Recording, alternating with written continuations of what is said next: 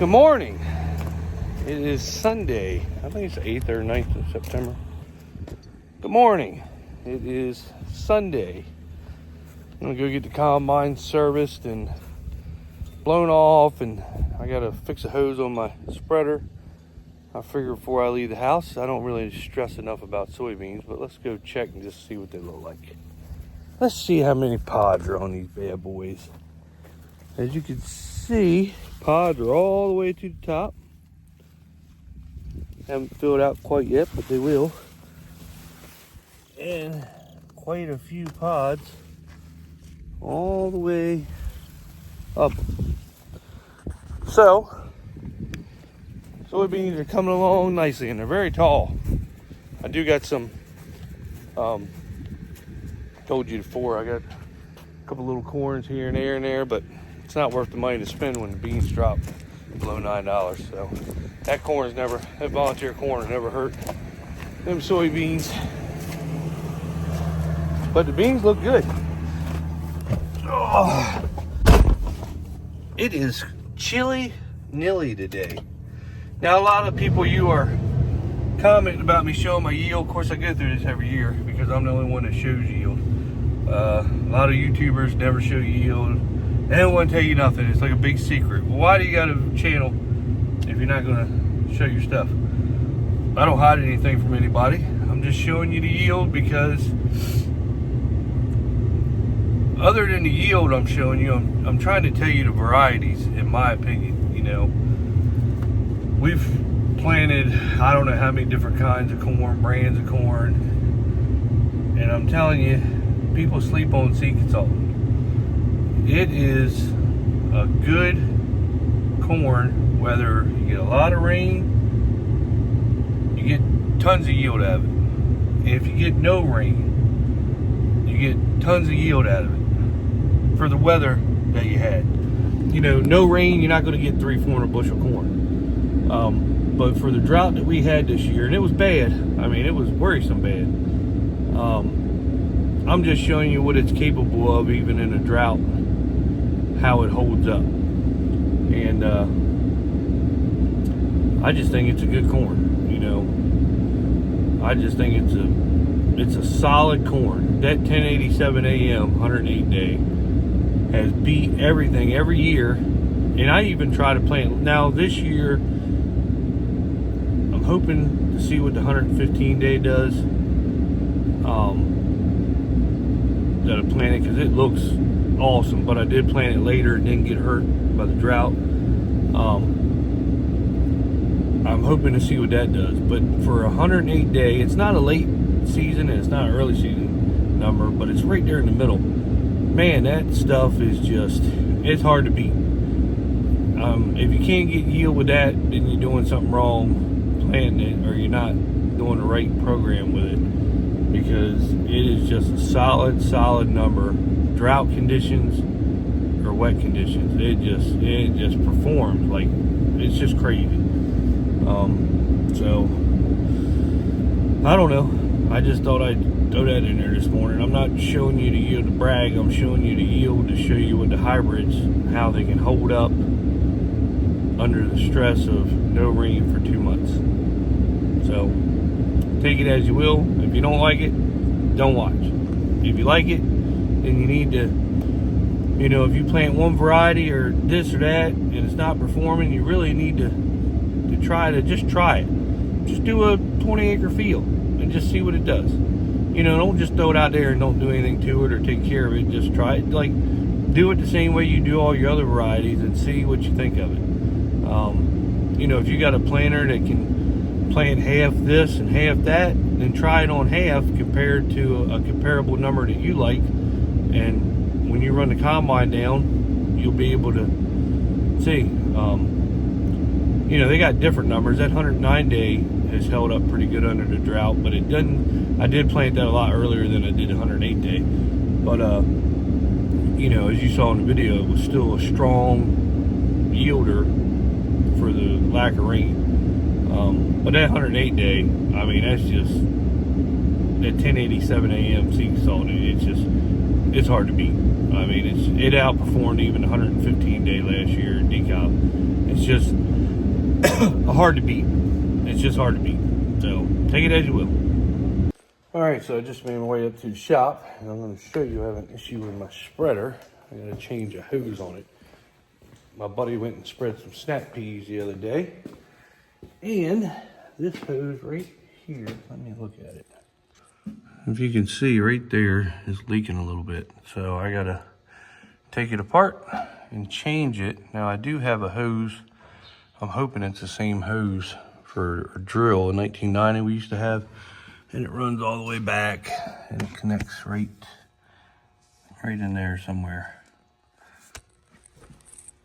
So I'm going to take that hose off, and if the hose that I have won't fit that, then go to TTI in the morning and go ahead and replace it, because she's getting ready to get used quite a bit for wheat and cover crops, so I want her right. So I'm glad that he caught it, because it wasn't leaking, now it is. So go ahead and get her fixed, and she is ready to go. Then I'm gonna fill the Turbo Max tractor up, go do the inroads of the field opened up, load the combine off, grease it, and get everything ready for this week. All right, so I went ahead and pulled both of them off. Only one of them was, which one was it? It was this one. It was so rusted on the end, I had to cut the end off because it wouldn't swivel. Whatever you do, don't buy a spreader. Just hire it done, because here's the hole. But they were both bad shape, and I'll show you the fittings. I mean, you want to talk about rust. And everybody knows that's where they went, there and there. But look how rusty. Let me see. Look at that, rust. Now I paint. Trust me, there's nobody more than me that washes this thing, paints this thing, even during the season. When I'm spreading fertilizer heavy, I am continuously blowing it off. I keep my blower in here. After every job, I blow the whole thing off, because I don't want fertilizer sitting on it. If I'm away working, I keep it blowed off. The minute I get it back to the shop, it gets a full wash underneath, every crevice, everywhere. Full wash, and I take the, I did paint it this winter and put the, whatever the crap is, Linex stuff on it. But even in the season, once I wash it and it dries, I'll go underneath there and with spray bombs, just keep everything touched up. And I cannot stop it from rusting, no matter how much I wash it, no matter how, and it's expensive. This daggone thing is expensive to maintain. Just to change the 2 steering hoses, we had to pull everything apart to get to them. The steering valve hoses that were leaking was like $3,500. Everything is expensive. A new belt and chain, of course, my belt and chain would be good for another couple of years because it was brand new. But I looked them up. The belt and chain that runs the, to get your fertilizer out, that's almost $6,000 just for a belt. These pumps right here, $2,500 to $3,000. By the time you put the spinners and these pumps on, that's why I keep everything wrapped with that wrap so it doesn't rot my hoses. And I just pulled off I didn't have the back wrapped. I should have. But I had the front wrapped, and it looked like brand new hoses. The metal did. So this stuff right here definitely saves it. I mean, it's, $15 a roll, and it goes a long ways.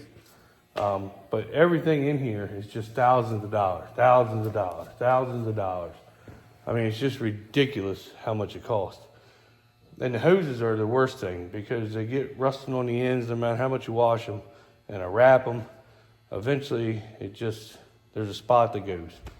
So, and them 2 little hoses right there at TTI, they'll probably be $100 a piece just for that. I guarantee you they probably will be.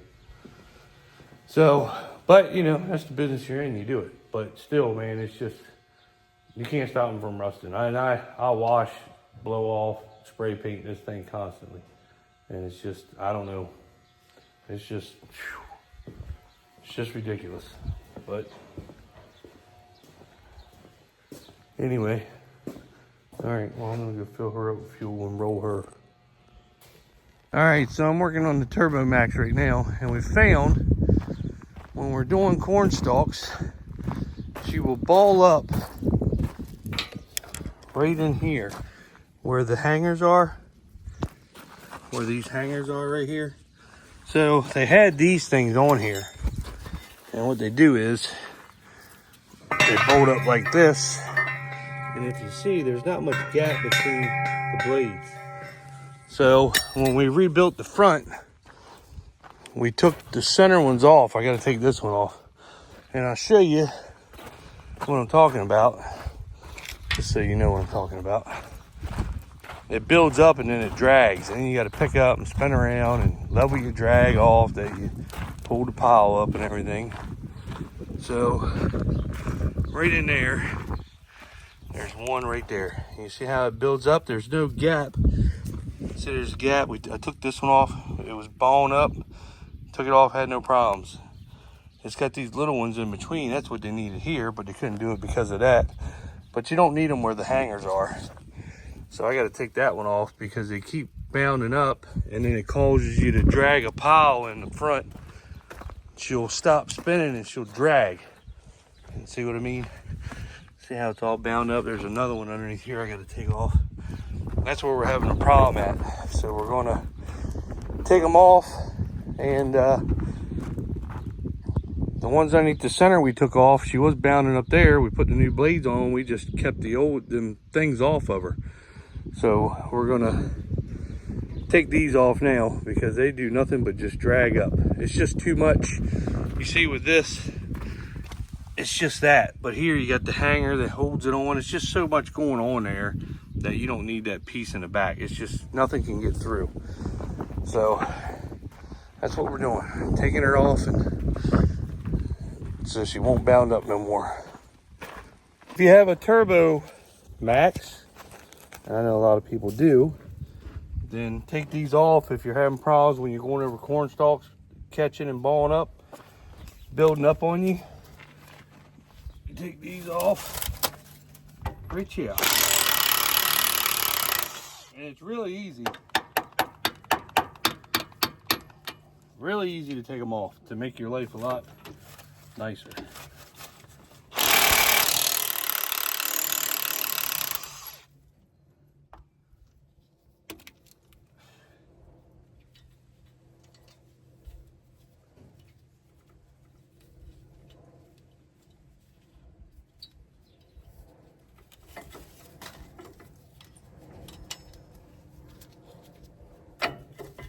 There you go. You just take this off, throw it out back, put your nuts back on, and tighten her back up, and she's good to go.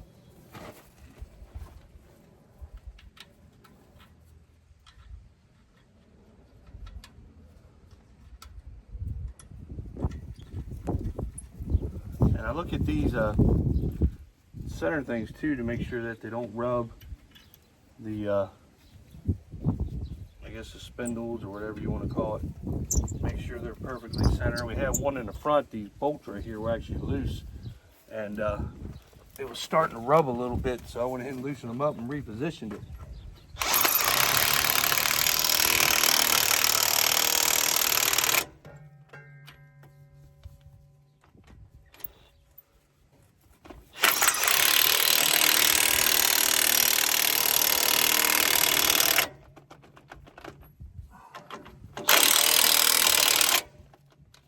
Every now and then, but that's all it is. You just unbolt them, pop them off, put the nuts back on, and it makes your life a lot easier, in my opinion. But everybody does what they want. Do what you want. I'm not telling you what to do. I'm just telling you that that's what's going to work better for this machine, because it's been proven on the front already. We removed the front ones. It stopped the balling up on the center, so I'm going to take the rest of them off. And it doesn't cost you no money. It's just your time. It might take me 30 minutes to get all this done to save a lot of trouble in the field. So, all right, happy Sunday. Here's an example of one. Here it is. I just unbolted it. Now I'm going to push down. See how it holds this junk in here?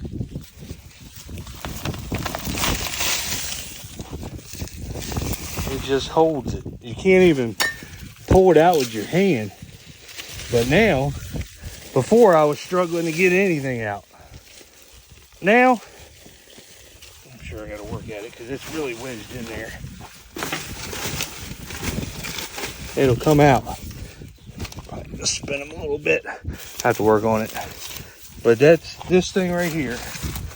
Oh, I hate climbing under these damn things. They're dangerous, actually. They're so heavy.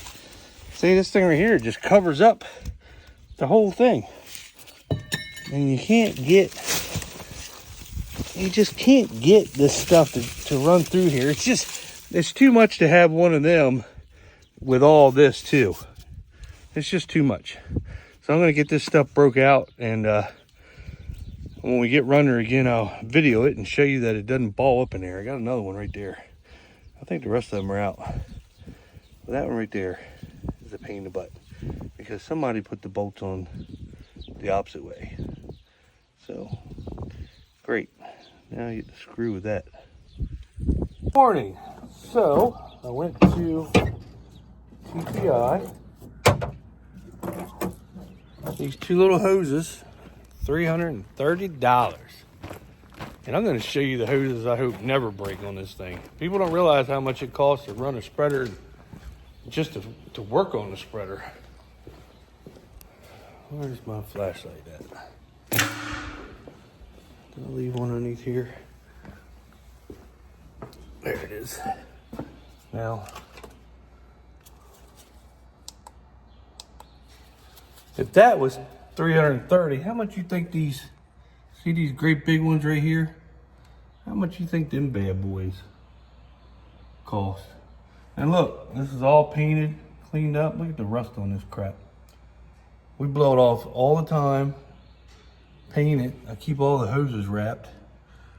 And I tell you, people just don't understand. This, as much as I take care of this thing, that fertilizer is something else. And like I said, we blow it off all the time, wash it continuously, and it just, I don't know. But when you do like 15,000 acres with it a year, 20,000 acres, something like that, it's bound to happen. But I try to keep everything wrapped, but it still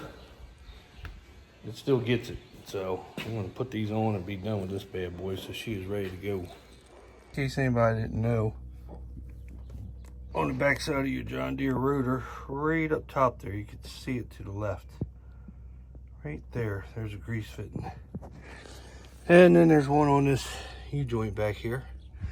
And it's easier if you put the auger out, you wouldn't climb in through the engine. You can just climb in through the side. Why they did this, I don't know. It is a pain in the butt to get to, but I always give it extra grease. That way you don't have to grease it all the time, but I try to do it every 4th, 5th grease and something like that. And this one too. There's 50 and 100-hour grease fittings on here, but look what happens when you gotta lay in there. That daggone pipe. So it's a pain in the butt, I know. So I try to, even though they're 50 and 400-hour grease fittings, I try to hit them a little bit here and there to give it, so I don't have any bearing problems. A lot of people wait 400 hours, next thing you know, the bearings are going out. I don't do that. I probably grease every 4th time that we cut. I'll hit a little grease in each one of them, just a preventative measure. Not saying that's what you got to do, but it seems like it really helps quite a bit. So I do it. I just figured I'd show you that. Big as these things are, they put stuff in the tightest places for you to get into. I don't know. Good morning. So I have just started cutting. We're about a mile off the road. We're in a far back field. It's sandy and there's tons of deer back here. So 108-day seed consultant. That's what it's doing. This field never does this good. We put decob 115 day everywhere else on this farm, but I figured this backfield where it's always sandy and 108 day would do better back here. And it looks like I chose right, because it is doing excellent. We've never had corn this good back here ever. I mean ever. I think the field's average right now close to 200. Of course, when I went around the woods on both sides, the deer had totally ate it up, and on this side there's a huge sand hill with nothing on it. So I'll have to show you that, but we're on a sand hill now. You can see the white sand in there, and that's what it does on the white sand. So that's why you go from 300 bushels to 100 and some bushels, and then back to 300 bushels, and you can see some of it right here. Pretty much nothing on that this swipe right here, but then it'll go back up to 300 bushels. So it's just crazy. So let me get this turned around and I'll show you. Alright, so I just started the second in row. That's where I was cutting out there, and I'll show you. We're going up on a huge sand hill right now. Right there is what it's doing. I get up on this sand hill right here between the deer and this sandy spot. Look, there's nothing right here at all. And then it goes back to, I mean, this on this sand hill right here is the best I've never seen corn. Even with the deer damage here, never seen corn this good. And I know the camera doesn't show it, but normally it is zero here until you get it maybe on the third and fourth end row. So, but it's doing this 108 day sea salt, and I tell you, I know y'all hear me say it a lot of times, but it is some awesome corn. There's deer damage. That's what it's doing on the deer damage part. So that's pretty good for, you know, the deer destroying it. That's why my average is 190 instead of 300, because of the damn deer. Now they're big wood. Now over here we got pine thicket all the way around this field. It's worse. The deer damage is 10 times worse over there. So a lot of deer killed back here, but still.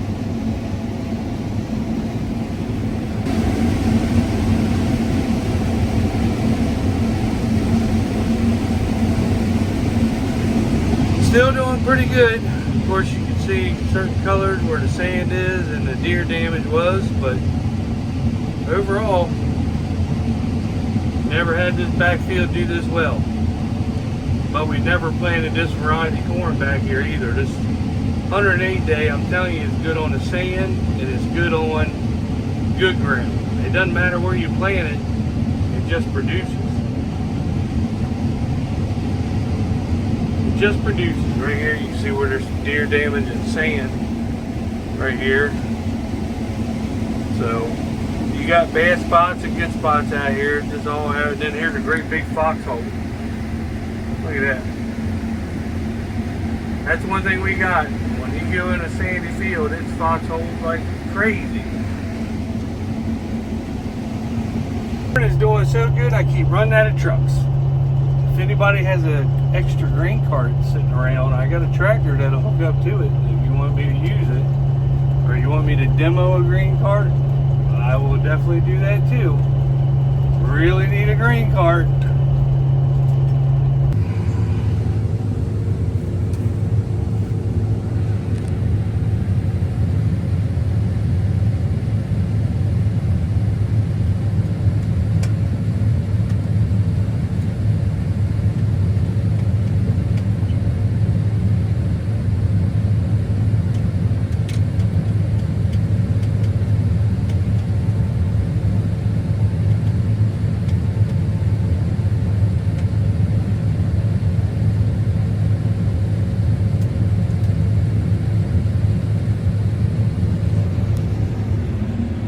Yep, I had a row of shame.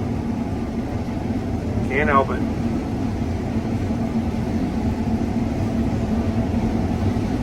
Alright, so there's the field I just did. Now I'm in a different field beside it. It's a lot better ground. Let's see what this corn does. Same variety.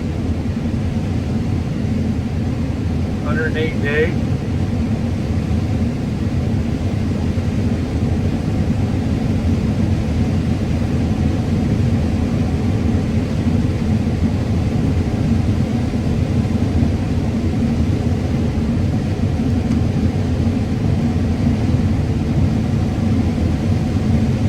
I'd say that's pretty good damn corn right there. 108 day. Seek and salt.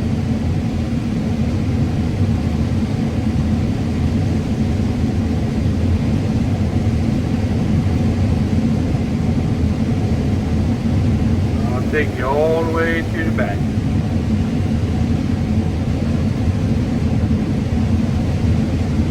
Seems like the inroads, the first 8 rows are a little wet. Once you get in the field, it drops down to 19.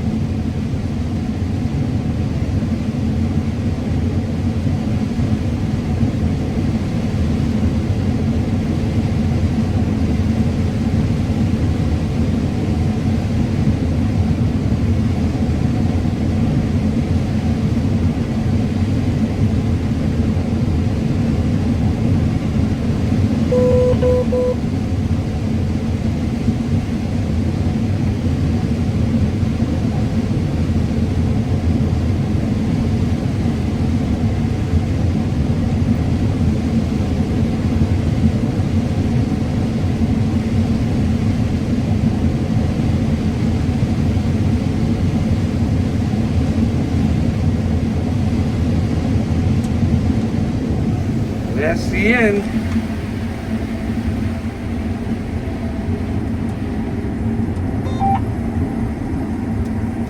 Pretty good damn corn. That is a good variety.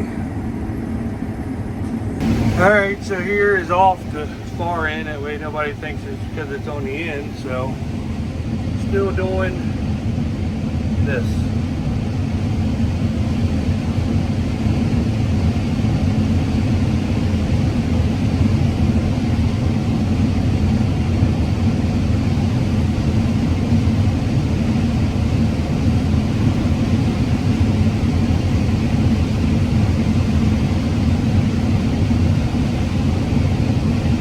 Pretty good corn. I don't care who you are.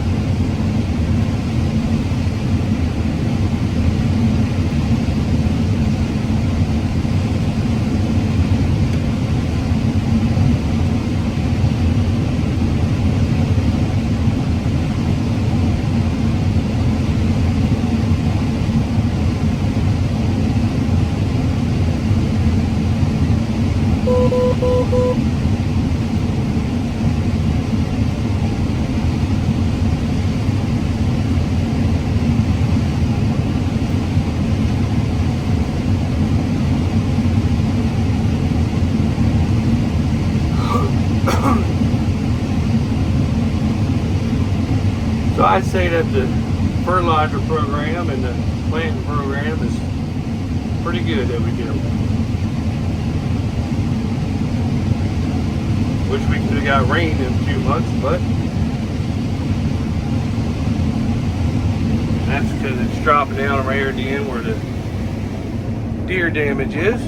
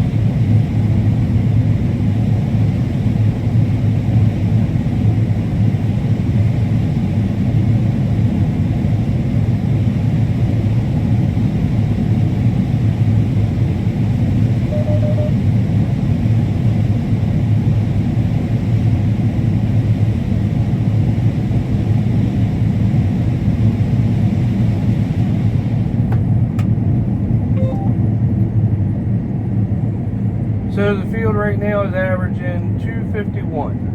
He just called one no day happy. He's been working on his garage today and moving stuff, trying to straighten it up. 252, it just changed. So, really good corn.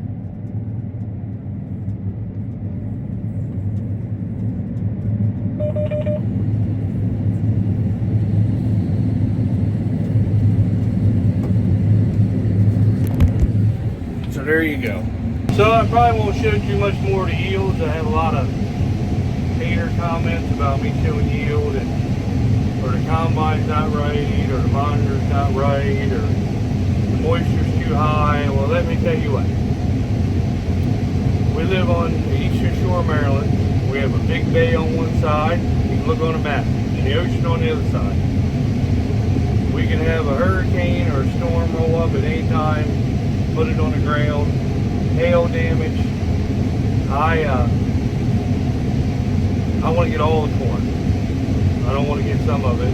And for the moisture, we haven't had a single load test over 21. So if you're going to let your corn get down to 15% and have a hell of a lot of header loss, you can go in and do that. I'm not doing it. I don't care what header you got, what gimmick you got on your header. When you let corn get 15, 16, 17%, you start getting major header loss. And I want to get all my bushels. You put all this money into it, you got to pay a little bit of drying fee. Why leave bushels in the field? I'm not leaving bushels in the field. If you want to say I'm wrong, do a test thing. Go out there and cut 22, 23% corn, swipe through the middle, see what your bushels are, and then let it dry down to 15, 16%. Come back and cut right beside where you just cut, and let me know what your yield is in, because it's going to be way down. Another thing, I make these videos, everybody can see what I do. I don't hide nothing. You can see the high yields, and you can see the sand hill and the deer damage yields. I just can't help that the yields are higher. I mean, I'm tickled because we were worried to death with the 2-month drought that none of the corn was going to do over 100 bushels. And I'm as surprised as everybody else is. It's doing great. It's probably one of the best crops that I think we've ever had. Now the sand hills, deer damage, can't do nothing about that. But I'm happy, you know. And like I said before, earlier in the last video, there's nobody who wants to see you fail quicker than another farmer. So I want to see all farmers succeed, because we all get screwed together, so why shouldn't we want to all succeed together? So think about that. But anyway, like, subscribe, share. That's the end of the video. And I'm going to keep making them even if you don't watch it. See you later.